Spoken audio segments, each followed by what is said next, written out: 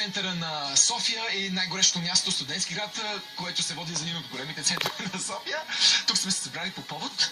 Джена. Точно така. И ти си тук заради Джена. Да. Ние сме три прекрасни ангелчета. Моите крила са на гърба. Нейните са долу на хубавите и маратончици. Твоите къде са?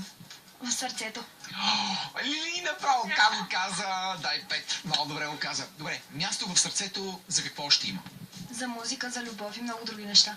Добре го казваш. Като казваш музика, предполагам визираш Джена или ти пееш? Не, Джена. Не искаш ли да имитираш по някакъв начин, да някаква нейна песен да изпееш? Пробвала ли си? Не. Или не ти се отдава пенето, но ти се отдава консумацията? Да. Добре, а при теб как са нещата? Попяваш ли? Не. По душето не се ли случва? Не. О, аз само като застане и започвам.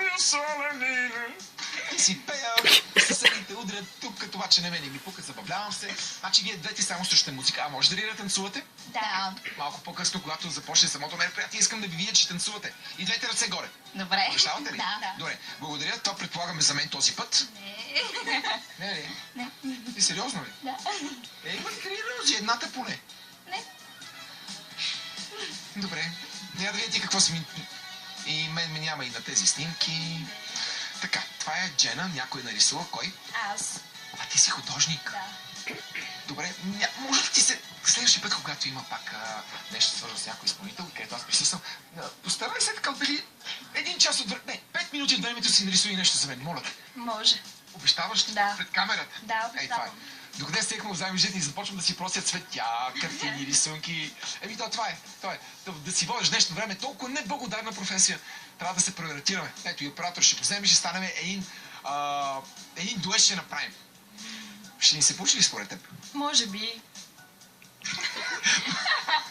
Сменям тази тема, че просто не знам. Добре, искам да пожелаете нещо на всички наши зрители. Пожелавам ви много любов и много музика в сърцата ви. Да бъдете живи и здрави и винаги усмихнати. Добре, и сега ми кажете, любима ваша песен, с която да поздравим всички готини фенове. Тогава на Галини Джена. Коя е песен на Галин Джена да пуснем? С мен да вървиш. Добре, има ли кой да върви с теб? Има. А с теб? Има. Сериозно ли? Да. Си ходя.